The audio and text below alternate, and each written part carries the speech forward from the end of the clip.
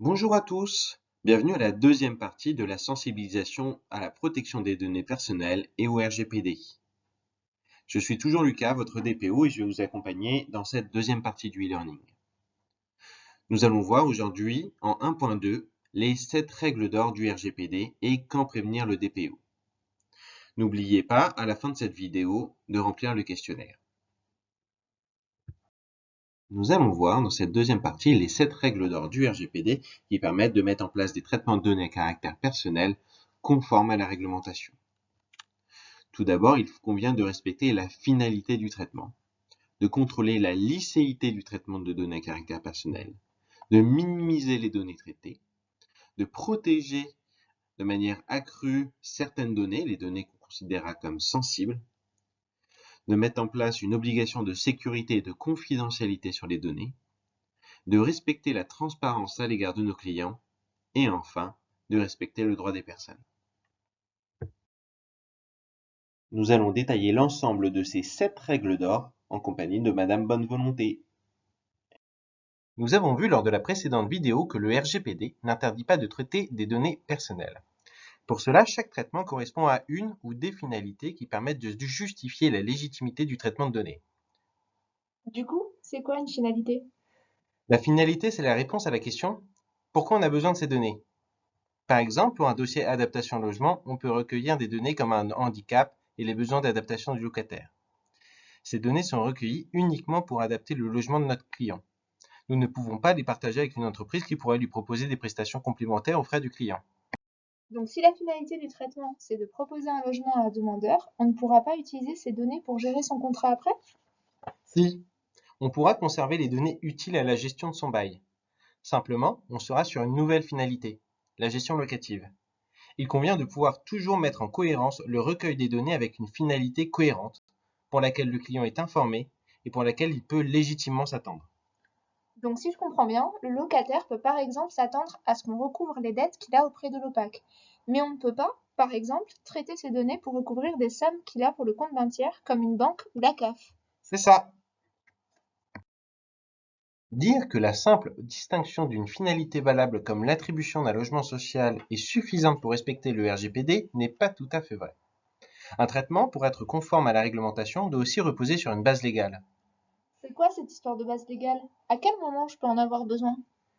Les bases légales les plus courantes à l'OPAC vont être l'application du bail, l'application d'une loi ou d'un règlement, parfois tout simplement le consentement de la personne. Mais comment je vérifie la licéité d'un traitement? Les missions des collaborateurs de l'OPAC qui procèdent d'une activité normale a sans nul doute une base légale. Elle peut même servir d'argument auprès d'un client qui refuse qu'on traite ses données. Par exemple, un client peut tenter de refuser qu'on traite ses données pour le recouvrement de ses dettes. Mais, en application du contrat de bail, il doit payer son loyer. Nous sommes donc autorisés, avec en base légale l'application du contrat de bail, de traiter ces données, entre autres comme leurs coordonnées, le nom de leur employeur, leur information bancaire, pour tenter de recouvrir les sommes qu'ils nous doivent. Mais alors, quand est-ce que je suis susceptible de réaliser un traitement sans base légale? Je n'ai pas vraiment envie de me faire attaquer par la CNIL. On risque de réaliser un traitement sans base légale quand on réalise une action qui dépasse le champ d'action de l'OPAC. Par exemple, transférer des données de nos clients à une entreprise ou une autorité non autorisée. Donc, si je comprends bien, je peux partager les données avec une entreprise avec laquelle on a un marché, mais je ne peux pas partager les données à l'entreprise de mon beau-frère qui fait de la téléprospection. Vous savez sur qui on a encore plus d'informations? Sur nos locataires en résidence senior et en résidence autonomie.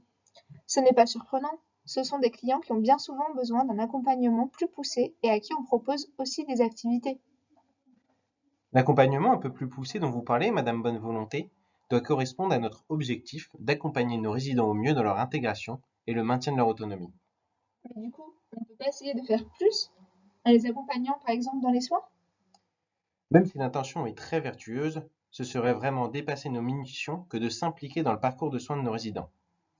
Autant nous sommes pertinents sur le parcours résidentiel, autant nous ne pouvons pas nous impliquer dans le parcours de soins, Mais alors, comment adapter les données que l'on collecte sur nos résidents? en les faisant correspondre exactement aux finalités que l'on poursuit.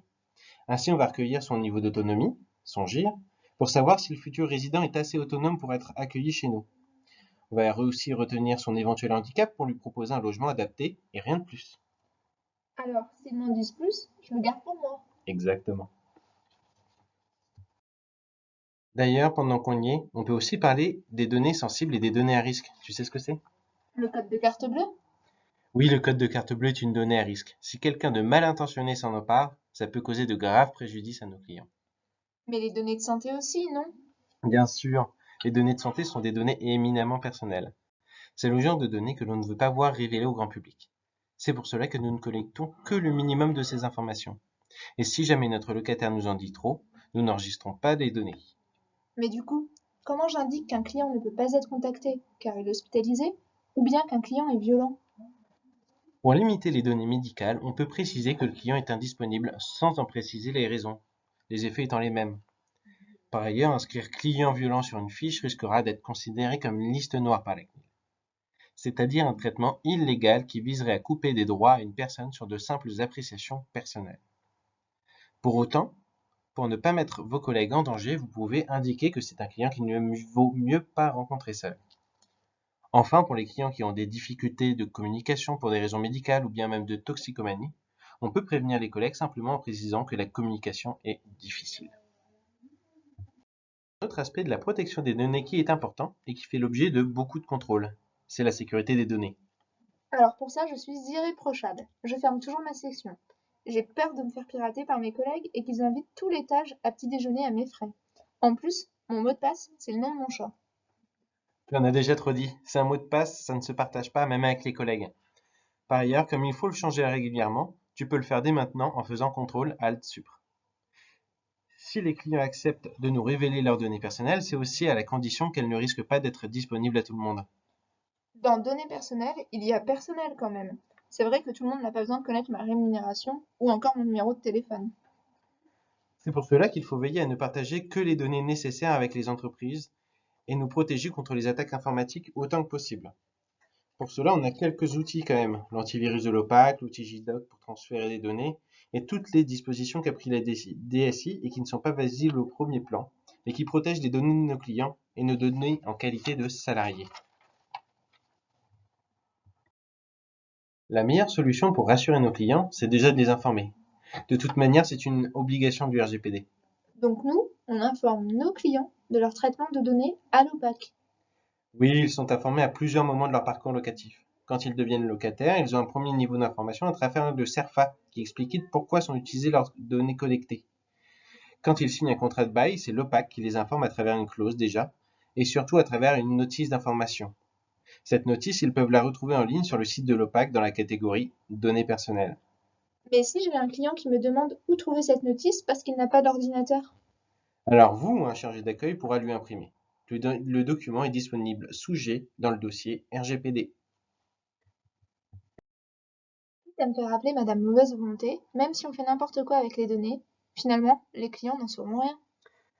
Si ça arrive, ils peuvent très facilement le savoir. Les clients ont des droits sur leurs données et un d'eux est le droit d'accès. C'est-à-dire qu'ils peuvent accéder sur simple demande à toutes les informations que l'on a sur eux. Donc si on les décrit avec des noms d'oiseaux, ils peuvent nous le reprocher. Encore, si on a des données sur eux 10 ans après leur départ sans dette, pareil, ils peuvent nous le reprocher. Tout ça peut résulter sur un contrôle de la CNIL. Mais comment ils peuvent demander d'accéder à ces données personnelles? Le plus simple pour eux est de suivre la notice d'information sur les traitements de données personnelles. Tout est dedans. En résumé, il leur suffit de me faire une demande à l'adresse dpo@opacsaône-et-loire.fr avec une copie de leur pièce d'identité. Je comprends pas. Pourquoi une copie de la pièce d'identité? Ils doivent encore communiquer des informations personnelles pour accéder à leurs propres données personnelles? C'est pour vérifier qu'ils sont bien les personnes concernées et éviter un vol de données. C'est encore de la protection des données. Ok, j'ai compris. Je crois que je vais faire attention. Merci, monsieur DPO. Maintenant que vous en savez plus sur la protection des données, permettons-nous une dernière diapositive pour résumer quand contacter votre DPO. Vous pouvez contacter votre DPO quand vous avez une question sur l'application du RGPD à l'OPAC, quand un locataire de l'OPAC, un demandeur de logement social ou un prospect souhaite exercer ses droits liés au RGPD, on pense ici au droit d'accès, à l'effacement, à la rectification de ses données personnelles, quand un partenaire de l'OPAC nous partage une demande de droit liée au RGPD initiée par un de nos locataires, quand un partenaire de l'OPAC vous signale une violation de données à caractère personnel, indisponibilité des données, vol, rançongiciel, ou enfin quand vous participez à la mise en place d'un nouvel outil ou d'une nouvelle organisation à l'OPAC. Pour toutes ces raisons et pour tout renseignement concernant le RGPD, vous pouvez contacter votre DPO, Lucas Viron, par email lucas.viron@opacsonneloire.fr, par Teams ou enfin par téléphone au 03 85 32 60 13. Attention, pour valider le suivi du e-learning, vous devez impérativement répondre au questionnaire dont le lien est en description. Sans ce questionnaire, vous êtes réputé ne pas avoir suivi le e-learning. Enfin, la réponse à la question en or est Madame Bonne Volonté.